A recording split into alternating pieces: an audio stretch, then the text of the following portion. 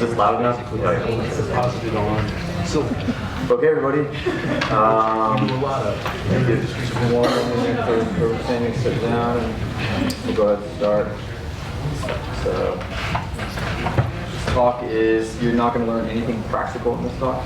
I'm not going to try and explain graphs. I'm not going to try and explain gremlin. You're not going to learn about tinkerpop. You're not going to learn about databases. Primarily, you're going to understand how to do walks, quantum walks on graphs, and you're going to learn about quantum computing and what quantum physics is about primarily. And I'm going to explain it all within graph theory terms. So hopefully, if anything, you come away just pretty cool. You will forget it on your flight home. So good thing I have it in the slides. Okay, so quantum. What is quantum physics? Basically, when we look at the world, we see particles, we see things. However, when we do not look at the world, when something is not interacting with the world is not a bunch of particles, it's not a bunch of things, it's a bunch of waves, it's a bunch of undulations in some medium yet unknown. And so when you want to model quantum processes, you have to understand wave dynamics. So first I'm going to talk about wave dynamics and how you model waves in graphs, how you model energies that are oscillating. And once we understand that, we're going to understand how to do an actual quantum walk. So we'll start very simple. Wave dynamics in graphs. And let's just do a little visualization. Here. Screen. You can start off with a little gremlin. He's going to bounce, and you can kind of see things undulating. How would you model this? Well, a graph, there is no space outside the graph. The topology of the graph is the space in and of itself. So when you want to say that the vertices are undulating, where are they undulating in? There is nothing beyond the graph.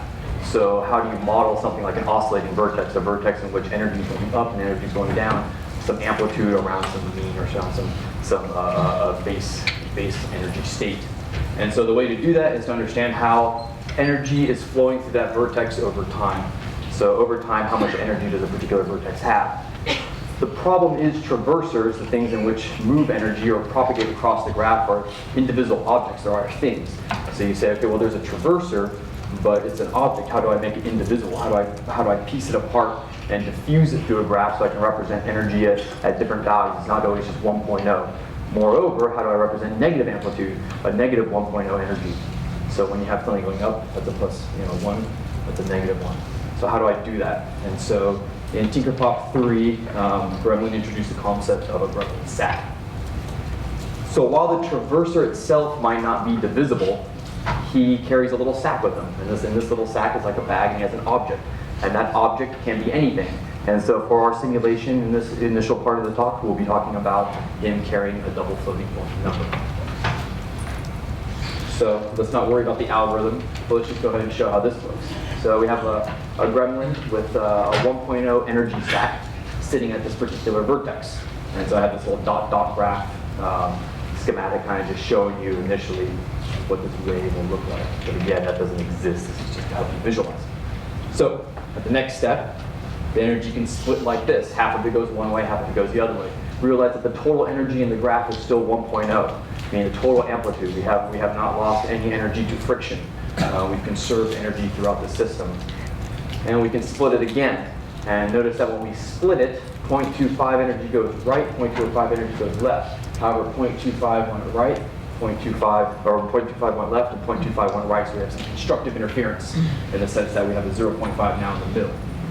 So we can keep doing this and propagating numbers like this. And now we have this notion of energy diffusing over a graph. Now let's go ahead and do how is this algorithm implemented in Gremlin. It's quite simple. We say I have a graph G, and I'm going to create a gremlin with a sack. This sack is going to have 1.0 in it. And anytime two sacks interfere with each other, whenever two gremlins merge with each other, their sacks are going to sum together.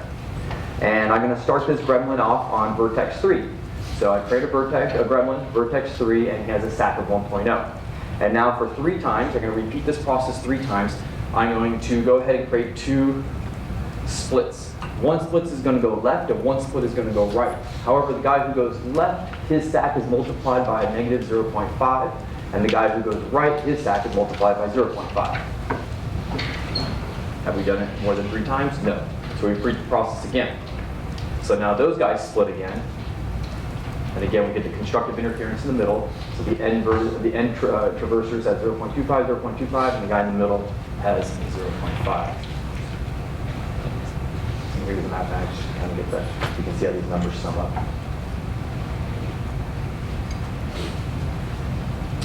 Two times, do it again, then you just keep repeating this process. So we can see that we're diffusing energy over a particular graph. So what is our space? Again, our space is the graph, and what we're trying to model is a wave of energy, vertices going up and down, some kind of like frequency over time, and so we diffuse an energy. Because traversers are indivisible objects, we need to model the energy as being contained within the traverser, and it's going to show their sacks. When traversers split, meaning that when they have 2 options and they can go one way or the other way, they will split, and they'll split that energy accordingly and make sure that they preserve the total energy from where they're split. When 2 traversers merge, or multiple traversers merge, their energy is summed together. When the 2 energy stacks that are summed together have a parity that's the same, meaning they're both negative or both positive, you're going to get constructive interference, meaning you're going to get a whoop. And if you have negative interference, when a negative and a positive hit each other, so if a negative and a positive hit, they just go to 0. So you get destructive interference. So this is kind of just principles of how waves work. You're just moving energy through some kind of medium. This medium is the graph, and you have constructive and destructive interference. Okay, so that's a very simple explanation of what's going on. Let's kind of move it up a notch. And let me explain quantum mechanics in terms of the Copenhagen interpretation.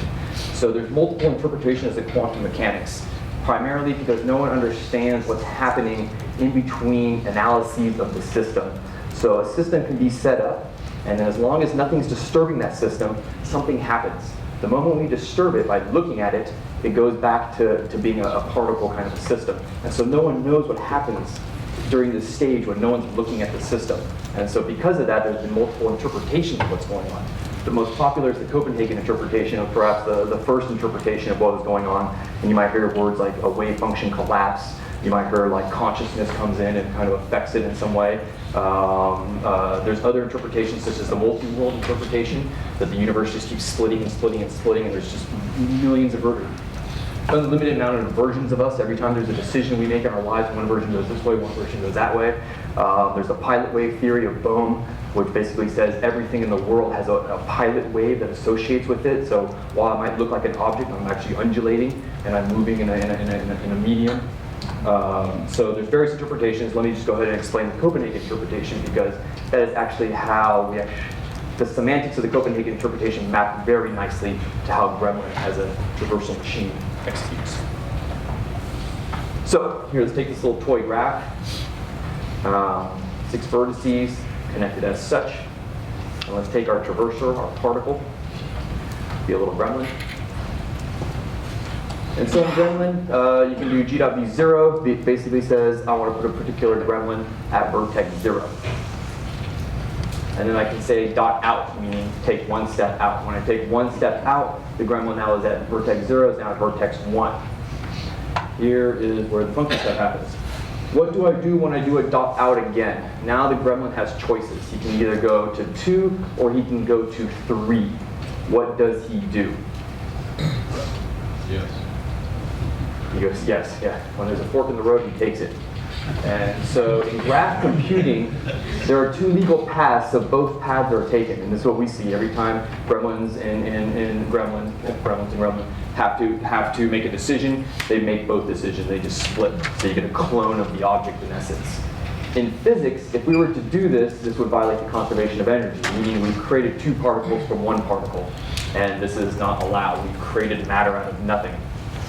And then we can go out again. In graph computing, you say, yeah, there's 2 length 3 paths that lead to vertex 4. And in physics, this would be like, well, now you have 2 twin particles that are coexisting at vertex 4. This makes no sense. And then for vertex 5, same kind of argument. So let's talk about physics. What happens when a physical particle is faced with a choice?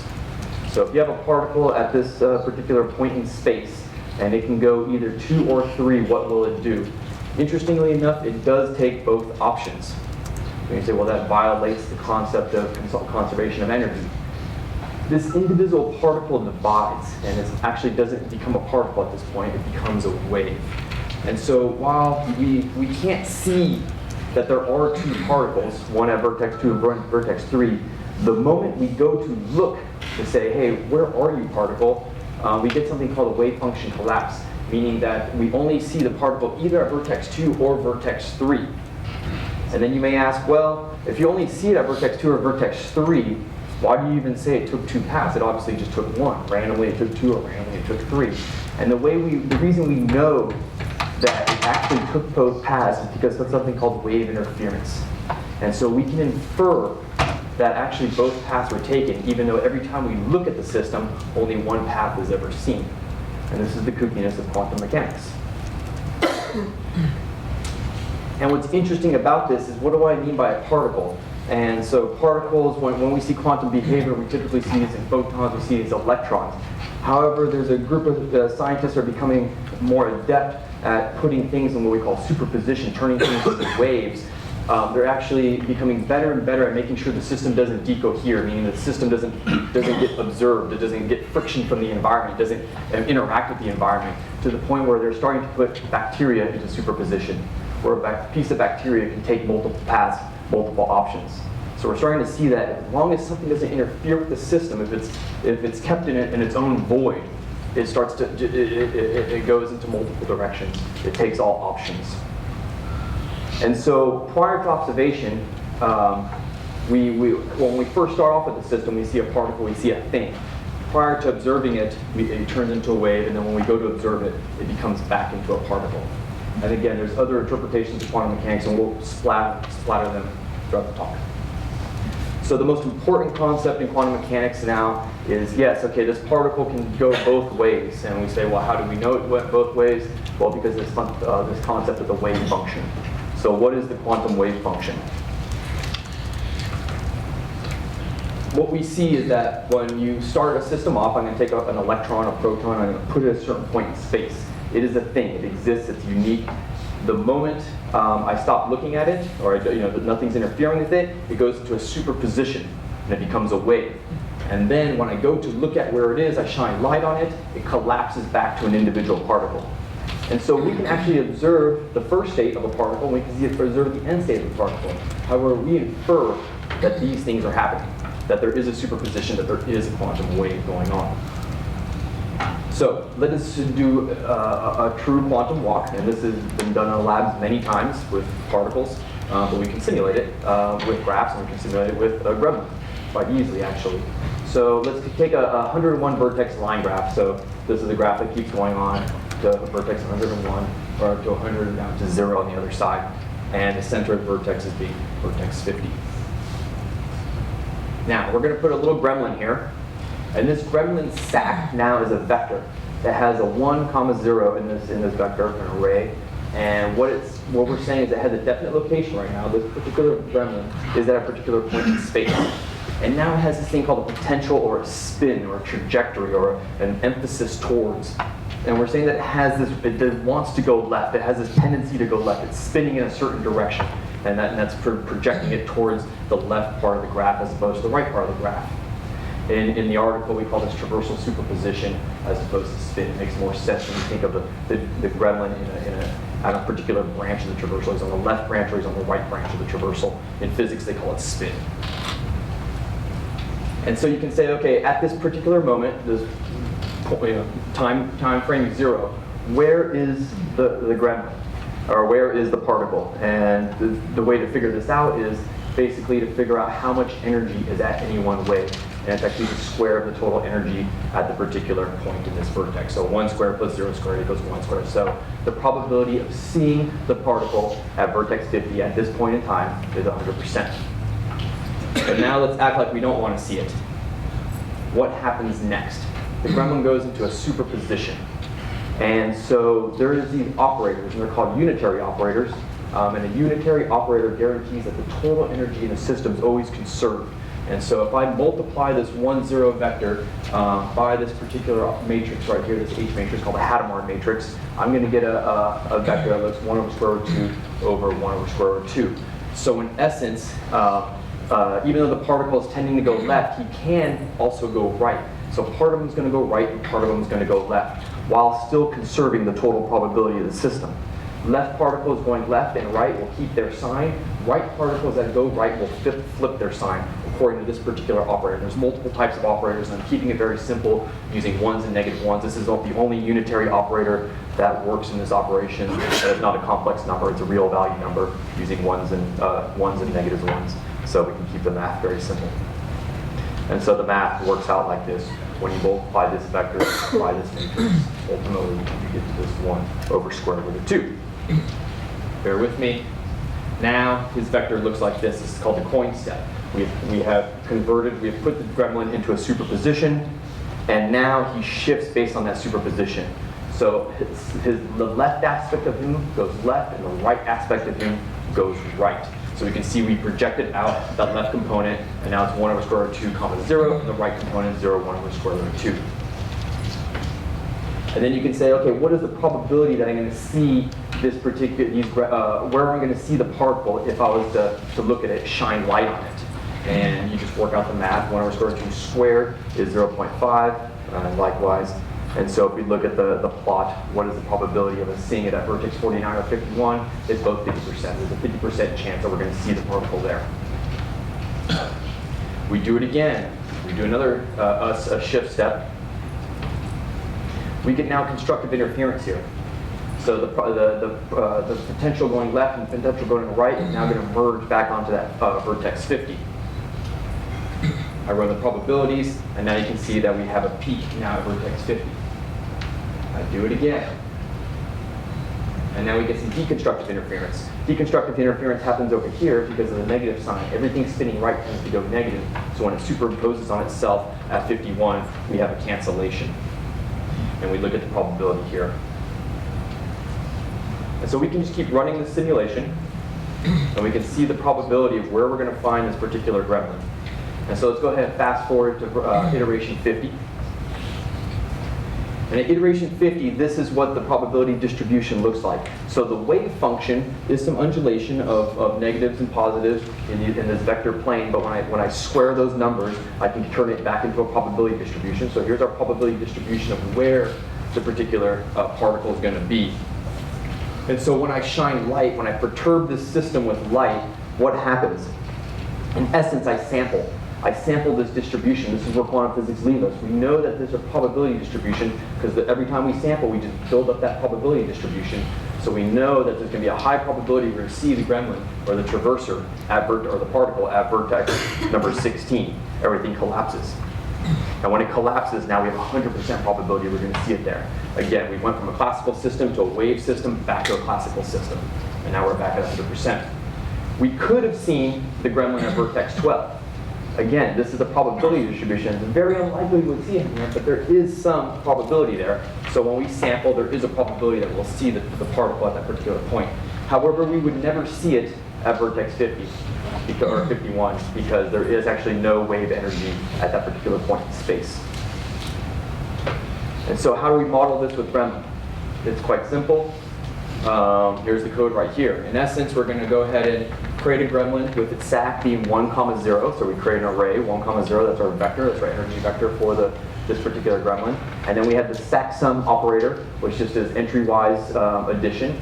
So whatever I'm adding, the first component and the second component just add together. And then I start the gremlin at vertex 50. So he starts in the center of the graph. And now I'm going to repeat this process 50 times. And so the first thing I do in this repetition is I'm going to Hadamard. So this is where I multiply this SAC by this particular unitary operator. We'll talk about unitary operators in a bit more in a second. And then after that, I do a projection. So the SAC moving left gets projected by this constant 1 times 0. So this is like a binary filter. The 1 times 1 over square root of 2 is 1, and 0 times 1 over square root of 2 is 0. So that's my left component. My right component is 0 times 1 over square root of 2 is 0, and 1 times 1 over square root of 2 is 1 over square root of 2. Repeat that process 50 times. I keep diffusing this vector over and over and over. And then, how do I create this probability distribution? So I'm going to shine light on this guy. And when I shine light on this guy, what do? I got to norm the vector. I got to do the squares of the probabilities of the amplitude at that particular vector. And I create this probability distribution. And then from that probability distribution, I sample one where it's biased by the value of that distribution. So in essence, I have walked a traversor, a particle, on a line in space. And that is, in essence, quantum mechanics. What any kind of simulation of quantum mechanics with a single particle is going to yield you is what happens in the lab. Now, we were using unbalanced, this thing called the Hadamard operator, which is an unbalanced coin, which tends to bias things towards the left. There's a balanced unitary operator. It uses complex numbers, which rotate things in space a little bit differently, but we won't concern ourselves with theirs. What's really important, though, is unitary operators. So a unitary operator conserves the total energy in the system. Why there's this wave function and why things turn into waves? Because there's nothing that disturbs it. What is disturbing something? That's friction. Once this wave energy hits a wall and smears against the wall, energy is put into the wall. At that point, the thing becomes a particle again. So as long as I can maintain total energy in the system, it's always 1.0, and nothing's going to perturb it, it'll be this wave. So that's very important in understanding how a quantum system works, and you cannot have friction. And it's possible to reverse the operation. What is friction? When I put energy into something else, that something else now takes that energy, and that system has lost information.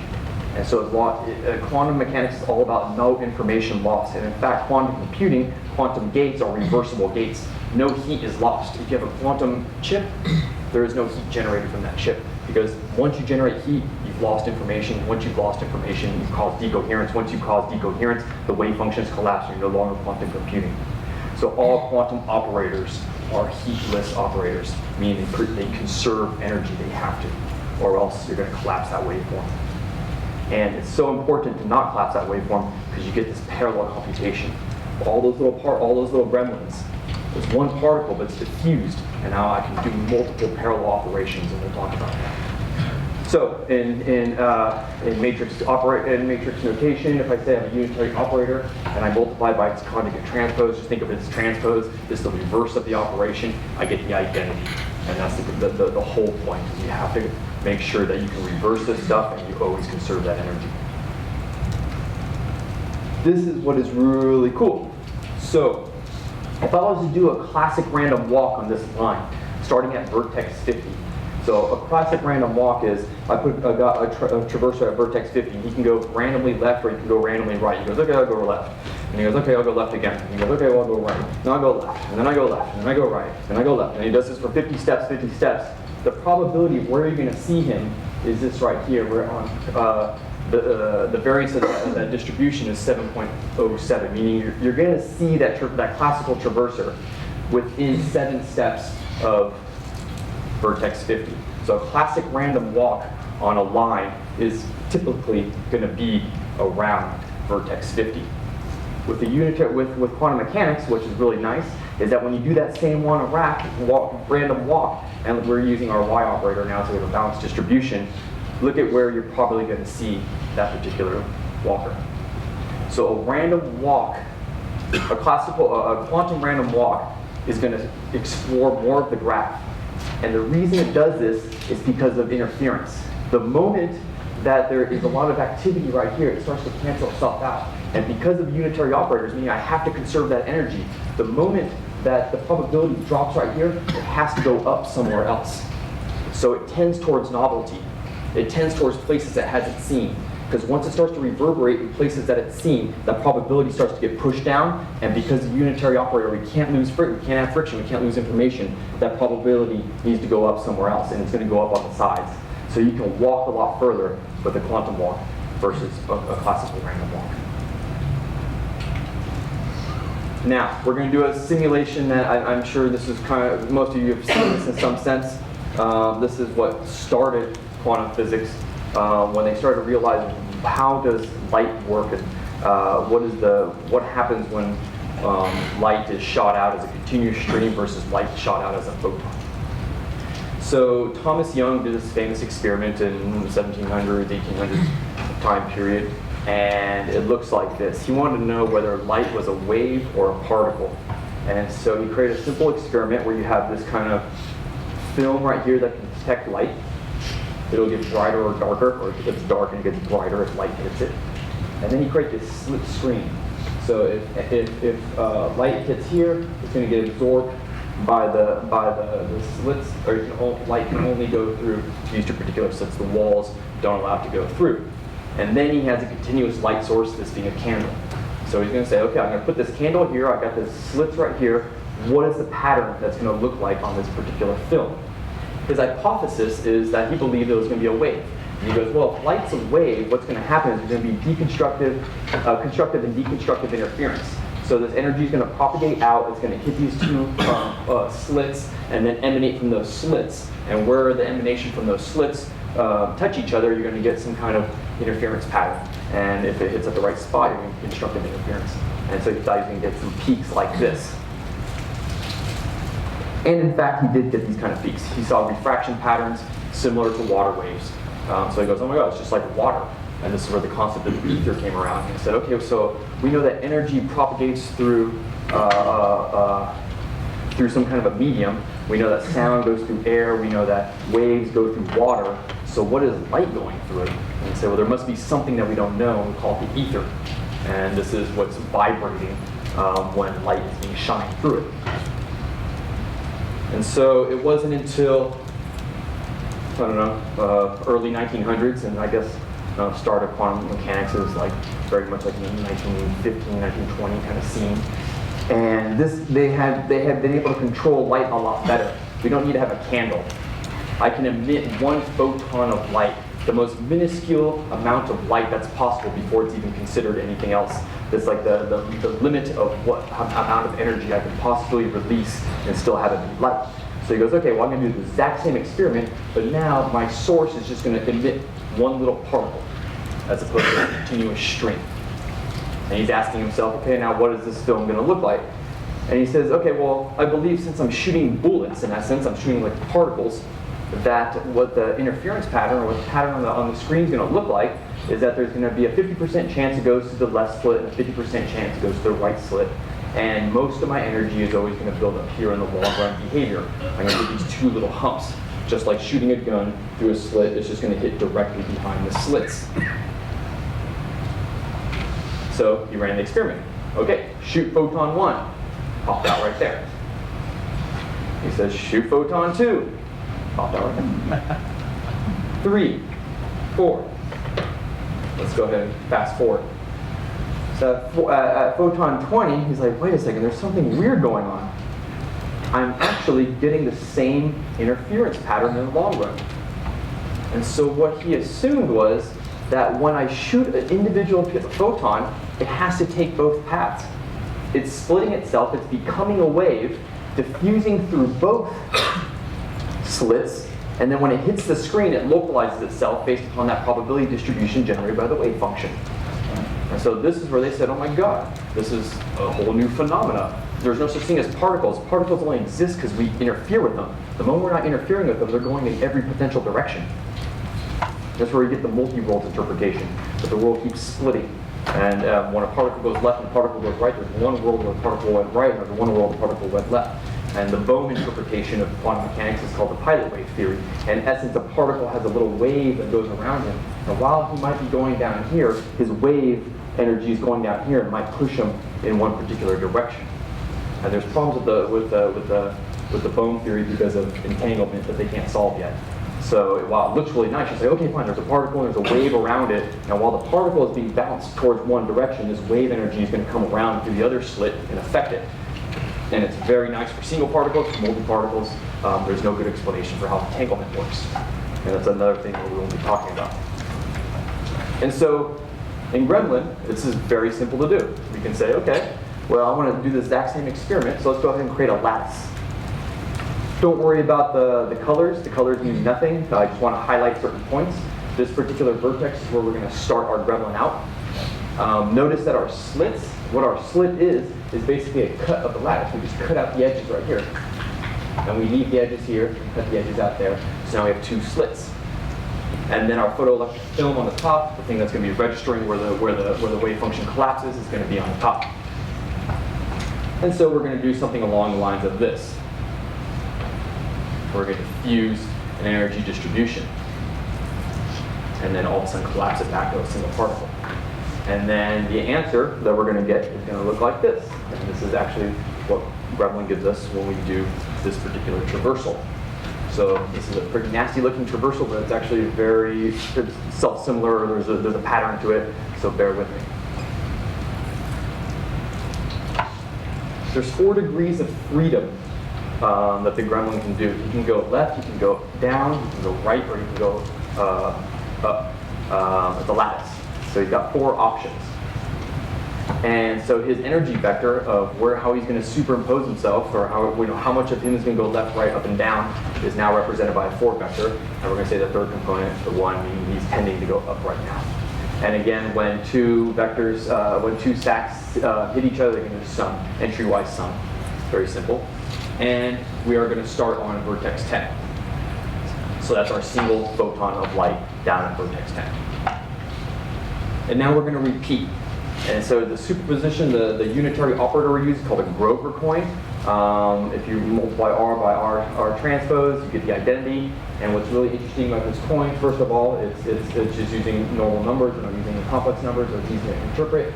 If you keep going, look at on the identity, the line on this thing, it's all negative numbers. If you keep going in the same path, you're going to oscillate. You're going to go 1, -1, 1, -1. So the traverse is going like this. The moment he goes in another direction, he keeps his sign.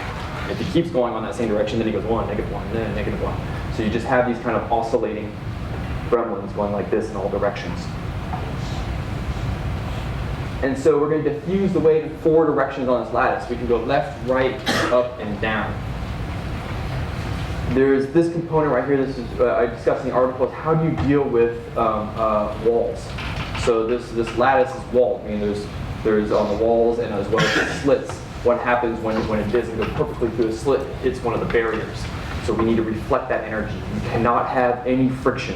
We cannot have decoherence in the system. We got to make sure that the wave energy is constantly conserved.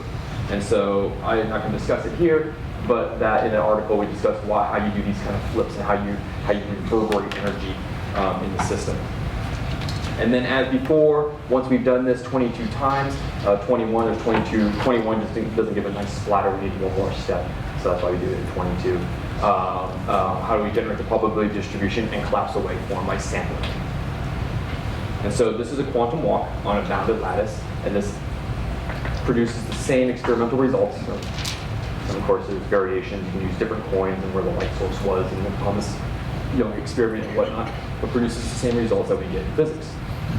And so if we look at step 22, we can see where the wave energy is in this system and how it's been diffused. And darker is less probability or less energy, and lighter is more energy. However, it's along the back vertices that we start to get that where that's ultimately going to register and where the sampling is going to happen. And then that's our probability distribution that we generate that function. Okay, so what we've done is we've explained we can do quantum walks simulations on lines and graphs. There's various rules. We have to make sure that we don't have friction, we don't have decoherence, but as long as we can conserve that wave energy, we know how to propagate a wave, we know how to undulate a wave through a system. However, we're doing a simulation. We're not doing quantum computing in the sense that I'm not getting computation for free. All those little gremlins, when I split, that's a new little object I got to deal with. That's a new little object I got to deal with. So every time I'm splitting, I'm using clock cycles. Quantum mechanics doesn't use clock cycles. It still thinks there's one thing there. So a quantum computer, while my simulations, I'm producing potentially billions of little gremlins. In a quantum computer, it only thinks that there's one gremlin ever. And this is the power of quantum computing. I get to check all those paths, even though I'm only wasting the resources of checking one path. And so in classical computing, we know there's a 0 bit and a 1 bit, and so I have a thing that can hold a charge or not hold a charge, or it can be up or it can be down, whatever you want to represent. It's a 2-state system. In quantum computing, we also have the same thing. We have what we call a qubit. It can be in a state 0, it can be in state 1. However, it can be in superposition of both. So our bit can be both a 1 and a 0 at the same time. And this is what the concept of a qubit is. And so when we look at classical computing, you look at a particular gate. What does a gate do? A gate maps some array of zeros and ones to some array of zeros and ones. So we're going to do some kind of functional transformation from a set of zeros and ones to a set of zeros and ones. For the not gate, if I give a not 0, I get a 1. If I give a not 1, I get a 0. In quantum computing, what's interesting is your gates are unitary operators. And again, you can't waste energy. There is no heat loss. And so what I can do here is, because I have a superposition of zeros and ones, going to a superposition of zeros and ones, every function I have is computing all potential operations for the cost of one operation. So our NOT gate can take a qubit, which can be in a state of 0, 1, which is a superposition where I have energy, wave energy in both components. And when I run the NOT operation, I've simply flipped them. And so I've computed with one step the NOT of 0 and the NOT of 1. I didn't have to do 2 operations, I only had to do 1 operation. And this is just NOT. Now imagine ands and sets of ands and whatnot. And so every quantum gate is a unitary operator. It just preserves that wave function, just splits that wave function in some way. And not all gates, when you think about a quantum algorithm, you think about a quantum circuit, they don't all have to be the same operator. When we're doing our operations, they're all the Grover coin, or they're all the Hadamard coin. However, you can have multiple different ways. As long as when that energy gets there, it just has to be split such that you conserve the total energy of that area of the system. And so how do gates connect to each other? Via wires. It's all vertices and edges. So you think of your vertices as these unitary operators, you think of your edges as just propagating wave energy. And so what does a quantum circuit do? And this is what I think, and no one talks in these notions, and this is what I've taken away from my time in this space, is to say you get the benefits of both breadth first and depth first computation at the exact same time. And so if you know what breadth first computation is, it's basically if I'm at, let's say I have a triangle going out for me, or like a hierarchy. If I do breadth first, I'm going to put one of me here and one of me there, and then it goes to 2 there, so I have 2, 2, 2, 2. And so I'm going to constantly go down this tree by producing all these walkers at every branch of that tree. The breadth first search. If I do a depth first search, I go all the way down one branch, and I come all the way back, and I go all the way down another branch, but then one over, and then I keep going down. With quantum computing, I get the benefit of breadth first search because I have all potential combinations of things happening at once. However, my answer is always going to be one depth first search answer. So what does that mean? So let's take this 5 qubit register. So I have these grand ones, we'll call them qubits now. And they can both be either 0 or 1, or they can be both at the same time. So thus I can represent with 5 qubits all 32 possible states, 2 to the 5, which is 32 possible states with 1 register. While in classical computing, I can only represent 1 of those 32 states at any one time. And I don't require all that memory. This is what's really important. I represent all those states as if it's just one state, even though I have 2 to the 32, or 2 to the 5, 32 different states. And so this is where the multi-world interpretation of quantum mechanics comes in. Well, how can I represent 32 different states in a 5-bit register? There must be multiple parallel worlds that exist, where they all have different versions of these different states. I'm getting computing power for free. Where am I getting this power from? And this is where multi-world interpretation, the semantics of multi-world interpretations, all these interpretations of quantum mechanics basically predict the same outcome. They just kind of have different interpretations of what's happening in the middle there. And the multi-world says, no, there's an infinite amount of worlds. And that's what their explanation is. And it kind of makes sense when you think about it in states. I have multiple states all represented by the same register. And then, what is the purpose of a quantum algorithm? So quantum algorithm, the whole point of it is to guide that wave such that I build up the probability so that it's in one particular state, which is my answer. I want when the wave function to collapse, I want to be 100% guaranteed that it collapses at the right answer. If all things being equal and it just collapses, then it's a random sampling of a particular answer. So a quantum wave function is trying to manipulate the wave function so that I get a nice strong peak of 100% right at that answer. So when I look at the system, it collapses, and that's my answer. And I don't think it's a probability. I know it's 100% certainty. And that's why depth first search. So while I can compute with all potential states, the problem with quantum computing is that when I go to get my answer, I only get one answer. I've collapsed that waveform. So that's where it becomes depth first at that point. But I hope that where it collapsed was the right part of the graph, is where is the right part of the answer. So quantum computing, while you get parallel computation for free, your solution, you only get one solution. So you got to make sure it collapses correctly. And so this is where the pilot wave interpretation of quantum mechanics comes from. Where pilot wave quantum mechanics says there is a particle, it just has a wave that surrounds it, and that wave pushes it. It's like a guiding force. So while there's one answer, I just want to make sure while that wave's checking all these other areas, it's just constantly pushing the answer towards one particular direction. So it has a very depth-first interpretation when you think of the Bohm interpretation, the pilot wave theory interpretation of quantum mechanics. And so to iterate that point again, when I put all if I have a qubit register, a 5-qubit register, and I put it in an equal superposition, meaning that every bit is 0 or 1 with equal probability, the answer, or the state of, there's 32 numbers, if I was just to sample it right there, right at that point, I would have a 0.03 chance of getting any one of those particular answers, 1 divided by 32. And that's not good. That just means you're just throwing a dice. Your quantum algorithm is ultimately trying to make sure that you get a peak. You don't want a flat line. You want to, while you might want to start off in superposition, you want your quantum function, all those unitary operators you're applying to it, to peak it so that it collapses to the correct answer. And the way in which you do this is by controlling deconstructive and constructive interference as that wave function, as those gremlins are propagating through your graph.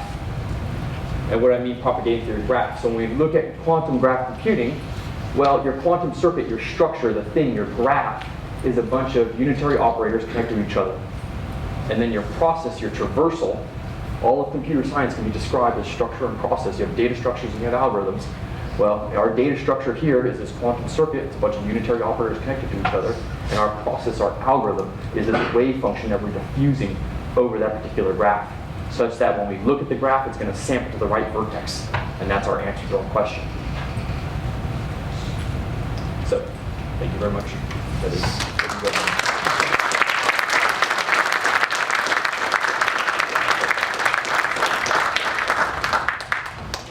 questions? Yep. So my quantum computing is a little rusty, so forgive me. When I'm watching your superposition, I'm seeing a loss of information.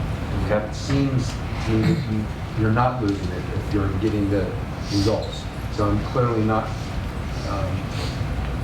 or rather, I would say that there's an energy component in your vectors that you're not representing in, or at least do not present here, that is not being destroyed in your superposition because you're just showing amplitudes. Yes. And then there's something keeping a finite energy now. Yes. I'm going back to my own particle theory, right? There's an energy for a particle and there's a wave function that handles the whole thing. And you're handling the wave function pretty well, but I'm not seeing how you're preserving the energy of the particle. If I was to, at any time I had, so at any time I have a whole bunch of gremlins with that, like a 2-array vector on a line, and they have some component of that 1.0 from the beginning. Right. If I was to take that unitary operator, the Hadamard, and do a transpose of it, and multiply it by that system again, it would just reverse everything. So if I went 50 steps out, and I did transpose and multiply it 50 times steps again, it'd all go back to 1, 0 right in the middle. Right. So it's reversible. And because it's reversible, that means I didn't lose any information. So all these operations, what's really cool, and I talk about it in the paper, is that I just do the operator in reverse and just run the algorithm in reverse, and I go whoop, back to my initial state, so I can just roll everything back up. So that's how you get no information loss. Yep. Do you have any interesting results so far on sort of convergence rates based on the type of system, like how many iterations you have to do in order to get the good probability distribution? Yeah, so I really wanted to get into doing practical algorithms with this, and when I heard about GraphDay, I said, okay, I'm gonna do some quantum stuff. I've been kind of like dabbling, and I thought I was going to be able to like do some practical algorithms, but I never got to that point. It was actually very difficult for me to learn all this at the same time as well as then present on it. But yeah, there's a few algorithms. I mean, there's like Shor's algorithm, there's Grover's search algorithm, and for like Shor's algorithm, which is how you find prime numbers that make up a very large number is always decomposable to primes. And this is how like kind of security systems work, SSH, and this kind of RSA or factoring kind of problems. And so what's really interesting about those is they will just run these unitary operators on some particular number represented in Qubit, says that they're going to find the prime factors, at least one of the prime factors, so they can figure out easily by division what the other one is.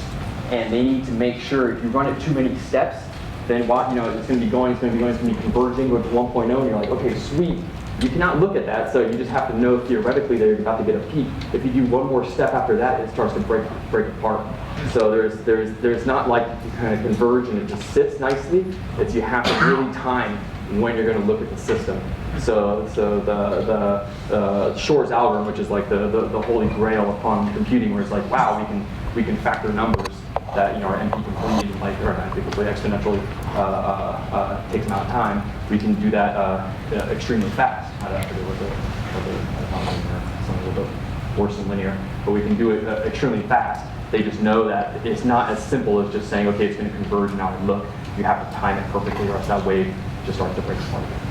And it has to do with like harmonics of prime numbers. It's a really crazy algorithm. I don't quite understand it, but they just know that you're going to get this prime numbers that hit every once in a while through these harmonics, which are these energy flows that are going through these numbers, these Hilbert registers, and you have to hit it at the right time when it's in the right phase of its evolution, and that's your answer. It's really creepy. Yeah. So if I understood correctly, and my takeaway is that there's this natural phenomenon that you explain, and you explain how you can simulate that with graphs, or represent it as graphs, and you simulate it with Gremlin. Yep. So did I have that right? Yeah. Okay. So I understood you talking. Oh, okay, cool. Yeah. So there is no like, I'm like feeding computation, like now we're doing quantum computing. It's all simulation, and this is expensive. We're doing classical world. So my question, and this is, I mean, in the real world, I mean, in science you have the scientific method, you do your observations, and you make your observations, you sit down, you come up with your theory, hypothesis, go to experiments, and do everything. Yes. But in computer science, right, those two worlds really collapse to one thing, which is the physical machine, the computer, right? Yep. And on this computer is where we make our observations, but at the same time we make our experiments. Yes. So it seems here that, I mean, now you're seeing all these computational material science, computational chemistry stuff.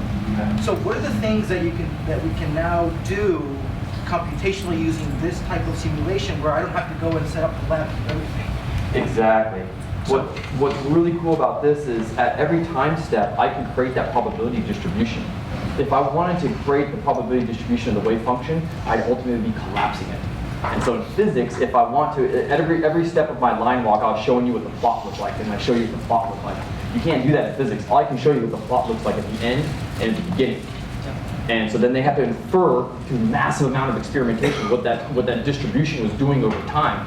And so it took them forever, and that's what Schrödinger's wave equation is like, okay, I do this experiment and I get that, and then they have to figure out, oh, it's a wave that's undulating, and they have to figure out what the phases are and all this crazy stuff, and they go, holy shit, like it took us for years to figure out what this algorithm is. And what's nice about Gremlin, or not Gremlin, but just computers, is I'm not really doing a quantum computation. I'm not using physics, I'm not using reality to do quantum computation, so I can look at that waveform as it's going from classical state through wave state back into classical state. So you can really explore and experiment and try different coins and see how things evolve. So if you want to do Shor's algorithm, I really wish I got into it. I didn't understand it, and I still don't understand it at this time, but I'd love to show Shor's algorithm, how the wave function is just modulating and say, look, now we get this cool harmonic, and so always at step number 20, let's assume, then I want to look at it, and then I'll get my answer. And so you can you can study algorithms without having to use So what would a theoretical physicist say about this? I'm thinking like from the biological perspective, right? You come up with, you're in the wet lab and you say, I do something computationally, I come up with a putative gene or something, but they don't believe it until it's out in the wet lab. And you know what? In the wet lab, it's not as trustworthy as if you did computationally. It's like, I still don't trust it because I didn't see it myself. So does that happen also here with like theoretical physicists? Well, what's really nice now is that Gremlin uses a quantum computing language. So every time I do these unitary operators in Gremlin, that's just doing a unitary operator in the real world. So a quantum chip, if I had a quantum chip, Gremlin in theory, Gremlin's a Turing-complete language. It can do any kind of computation you want. So, and while I'm doing quantum computation in the classical world, where I'm actually, every time I do a split, I have to represent each individual thing and compute each individual thing. If I had a quantum chip, I can just use Gremlin as a language, which defines the data flow for how that wave disseminates through space. So for quantum physicists, they might be like, sweet, I have a programming language now that allows me to represent waves, diffuse waves, and collapse waves. And so this could be a language for quantum chips. And because quantum computing and Gremlin are very similar, they're both data flow languages. They're energy diffusion languages or flow languages. And so they kind of semantics map really nicely, where you're just thinking of just propagating energy and just breaking apart that energy as it goes. So it has kind of a nice mapping to the real world. We're going to add to or fix in Gremlin now that you've done all this fun stuff. Oh, it's crazy, a whole bunch of stuff I've learned about. Bulking, so bulking, what's really the problematic with SACs, so the concept of SACs, when in Gremlin, there's an optimization in Gremlin that when two Gremlins exist at the same vertex, I say, well, I don't need to represent two Gremlins. I just make one Gremlin that has a count of 2. And so I can do some nasty path computations with a Gremlin. I can calculate a gajillion amount of paths. And it's like, how am I doing that in milliseconds? It's because I'm bulking Gremlins. So anytime I don't need to represent multiple objects, I create one object and just have a long counter. The problem is I've made it a long counter, so I cannot do negative energy. So my new concept for Gremlin moving forward is bulking. The bulking construct is going to be pluggable. So one of the problems I've had with Gremlin is when I do things with Spark, when I do Gremlin over Spark and running a massive computation, I easily blow the long space. 2 to the 64 bits is like, that happens quite fast. So I'm like, crap. So what I really want to do is I'd love to have a big integer. But the problem with big integer is a very expensive data structure. So I said, okay, well, let's push that off and keep it longs, and you might get an overflow, and that sucks. What I'm going to do in the future of Gremlin is to say, okay, well, now you can have different kind of bulking operators, where one of them could be complex numbers, one of them can be arrays, one of them can be longs, one of them can be big integers.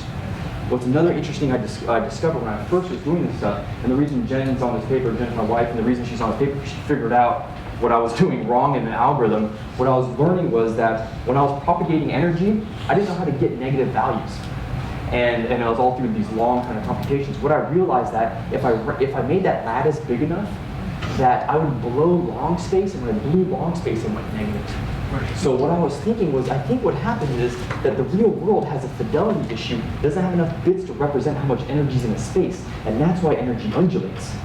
So one of the questions I want to explore is, can I represent all of quantum computing by just saying you have bit overflow issues? And that's why you have negative values, and that's why there's a wave.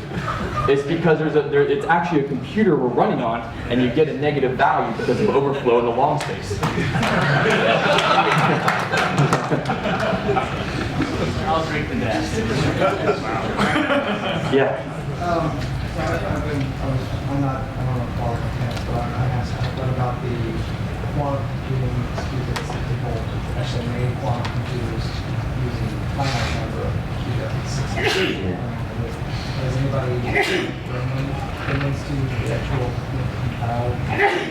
qubits? No, I mean, this is all just very new. So D-Wave is a computer that, I don't know the company, I don't know where they are, but Google had bought it, NASA had bought a machine, and they have a quantum computer that's a type of, it's called simulating and annealing simulation that can do extremely fast. It's a really specific type of algorithm that can do. General purpose computing with bits and superposition is extremely, it's very difficult. We don't have like the techniques right now to keep things in superposition, like things decohering and collapsing. The holy grail would be like, once we can keep things in superposition for indefinitely, there's going to be a need for a programming language. So one more question: has there been any look at I have a brother-in-law who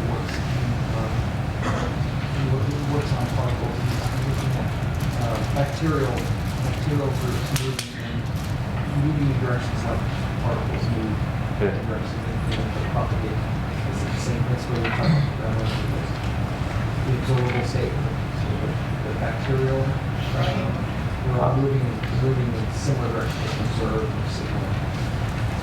They're moving in a field. Oh, they are moving in a field.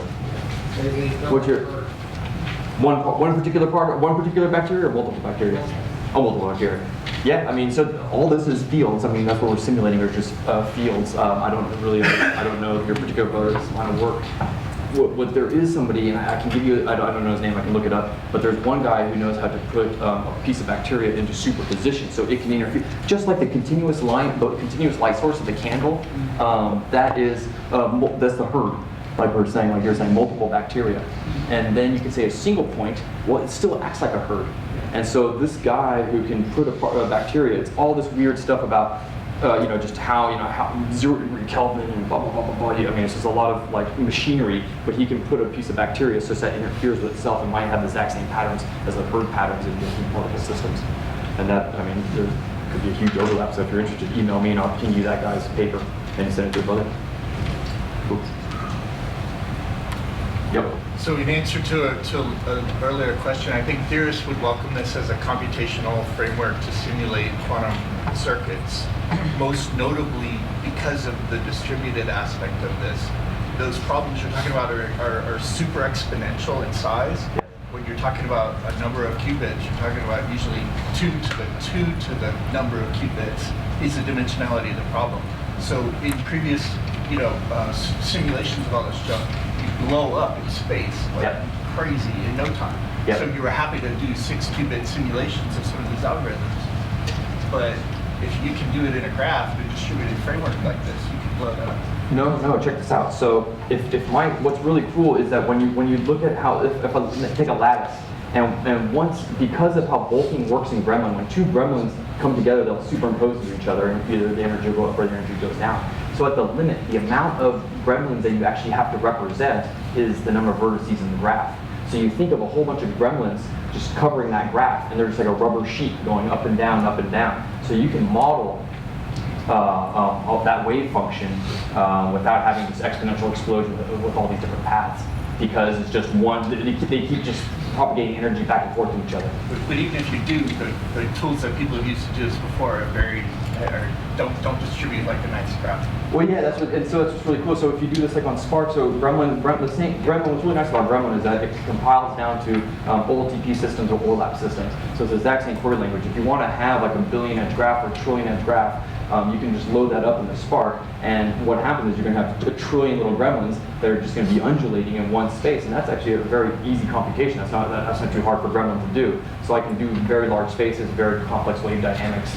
And yes, I mean, this is not something that Gremlin does. I have a couple tricks I've done to make the compression really nice, but anyone can do this with classical computers. It's just, you just have to say like, holy crap, I can do this kind of a compression. I can use tools like Spark and multiple computers and all these cool tools that we know how to use, where a guy in a lab who just uses R and says, oh, I'm just kind of stuck with R and C on my laptop and that's all I got. And he doesn't know how to compress things and do this kind of stuff, so then he just blows his heap all the time. Well, what's really nice is Gremlin, I'll make sure that it's always going to be efficient. So in your paper, you reference the Amazon, Yeah.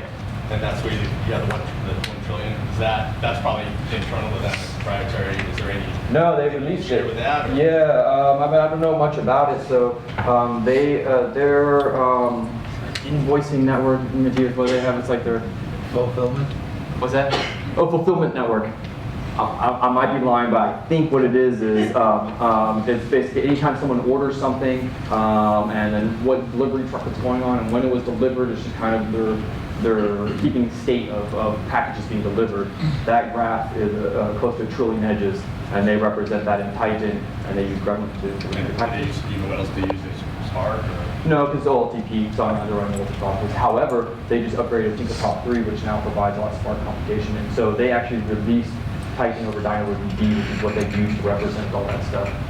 It's on GitHub, and Awesome. and it's one of their servers. AWS provides Titan as one of their servers. Cool. Yep. Oh, you're just stretching. Your 2 slits on the side, each slit is actually 2 edges wide.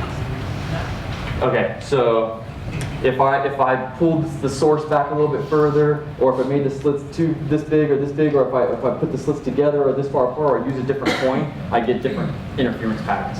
And so if you look on like Wikipedia, you always see this beautiful kind of pattern like that. And so I just tweaked with it until I got that exact same pattern.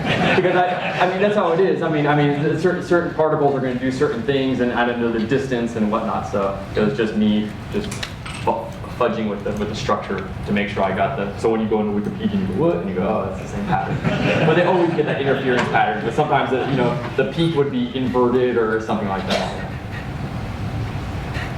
Yep. So the slits are important because you're interacting with the universe there. So what is your expectation on how you're going to model particle interaction, right? So you got one particle, you shoot it out there, it hits some walls, but in the quantum world, there are actually interactions that are going on with the wall. Yes. Right, to make these reactions happen. So you've modeled it very simply. What happens when I now have another particle coming by that also interacts and happens to send some other field actions, and we've got, pretty soon we have virtual particles popping in and out, and the Higgs shows up. Okay, life is good. This is like the dirty secret of quantum mechanics. It's called the 3n problem. And so when you have a single particle, n is 1. And so the dimensionality of the space is going to be 3. And so that wave function is going to tell you where an XYZ coordinate that particular particle is going to collapse to. If I have two particles, the wave function is not evolving in 3D space. It's evolving in 6D space. And so they think that the universe, and this is a huge debate, is called, the universe is 3n, where n's, the amount of dimensions in the universe is 3n, where n is the number of particles in the universe. It's a massive space. So they call the wave function like a blob. It's just one, it's a configuration space. And when you sample it, it's going to read off where every particular particle is. It's a configuration or state space. And then that just says, okay, all the particles are here. And that's the world that we see. And so actually the wave function is not just a wave function evolving in 3D space. It's evolving in a very high dimensional space. When you do single particles, that n is 1, so it's 3D. And that's why I can get away with this. And the reason why we can't decouple to say there's two waves interacting is because of entanglement. And so entanglement gives you this weird property such that if I know where one particular particle is going to be, where it is, I know exactly where another one is. And that's because their wave functions are actually one wave function. So we don't understand, it makes no freaking sense that the universe is just this wave undulating in 3n space. It's a massive space. And then and basically the wave functions is an index lookup to say where every particular particle is. It's a hash map. And it's like the most weird function where you just say, okay, it collapses, and that's a pointer, and that pointer says that every particle is here, and then it goes to the next one, now it's here. And there's no actually reason why 2 points in that wave function space are adjacent to each other. And the only reason we know this is just because of experimental data. We say, actually, the space is evolving, and it's evolving like this, and all these these different kinds of coins. Figuring all that stuff out is a huge problem in physics, where they'll get these results, and then they say, okay, well, then now the space is looks like this, and these are the operators that are happening on it, and they just don't know why. And so philosophers are like, holy shit, we think that space is not real. This is just an illusion that we live in 3D space. It's actually this massive dimensionality, and there's just one wave function. And then we just keep collapsing it every time we open our eyes. Anybody else? Yeah, we have one more and then we gotta go. Are they Fermion gremlins or boson gremlins? Yeah, I think I saw a bunch of that stuff in the lab. I never got into it. That's how I don't quite know. Cool. Thanks, everybody.